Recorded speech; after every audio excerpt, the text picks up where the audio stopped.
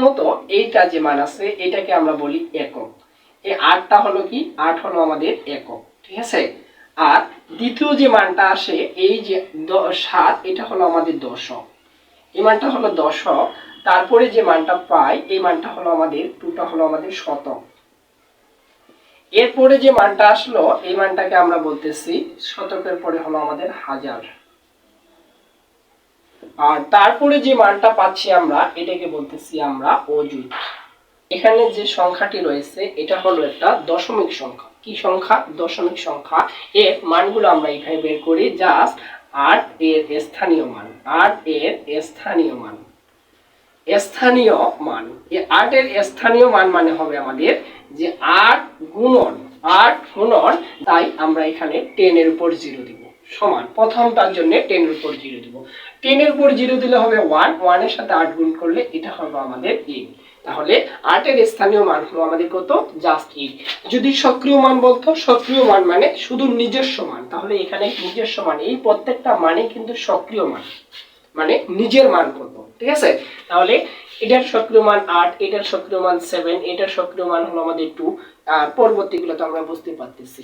এখন স্থানীয় মান বের করতেছি যে 7 এর স্থানীয় মান, 7 এর স্থানীয় মান কি? এটা দশক অঙ্ক, তাহলে আমরা এখানে দিব 7 গুণন 10 এর উপর 1। 10 এর উপর 1 মানে কি? জাস্ট 10। আর 10 এর সাথে যদি আমরা 7 গুণ করি 7 10 হবে আমাদের 70। একইভাবে আমরা লিখতে পারি যে 2 এর স্থানীয় মান, তাহলে আমরা দিব 2 × 10 এর উপর স্কয়ার। 10 এর উপর স্কয়ার দিলে 100 হয়। 100, এই যে শতক বলতেছি এই জন্য কিন্তু আমাদের 100 আসতেছে। 100 এর সাথে যদি আমরা 2 গুণ করি তাহলে এখানে পাবো আমরা জাস্ট 200।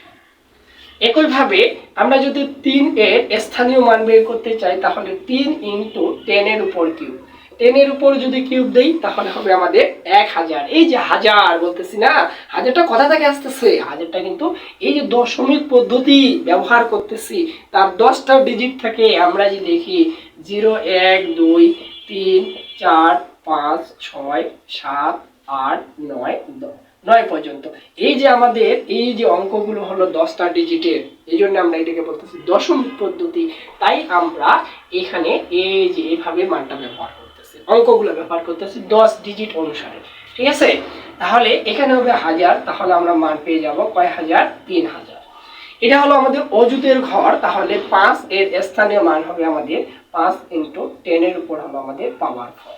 10 এর উপর পাওয়ার 4 দিলে হবে 10000, 10000 এর সাথে 5 গুণ করলে হবে আমাদের 50000। 50000।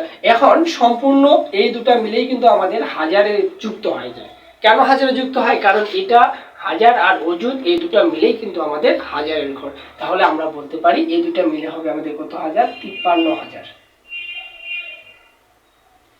এই যে 53000 হলো আমাদের এখানকার কাজ। তাহলে প্রত্যেকটা সংখ্যার আমরা স্থানীয় মানগুলো বের করলাম। স্থানীয় মান মানে আমাদের জাস্ট এইভাবে বের করতে হবে। আর সক্রিয় মান মানে কি? সক্রিয় মান মানে তাদের নিজস্ব মান। সক্রিয় মানে হলো নিজস্ব মান, ঠিক আছে। আশা করা যায় বিষয়টি আমরা ক্লিয়ার হয়েছি। এবং 10 কেন দিলাম আমরা? 10 দেওয়ার কারণ হলো এখানে 10টা ডিজিট আছে, 10টা ডিজিট থাকার কারণে আমরা 10টাকে ইউজ করতেছি। আশা করা যায় সবাই আমরা বুঝতে পারছি।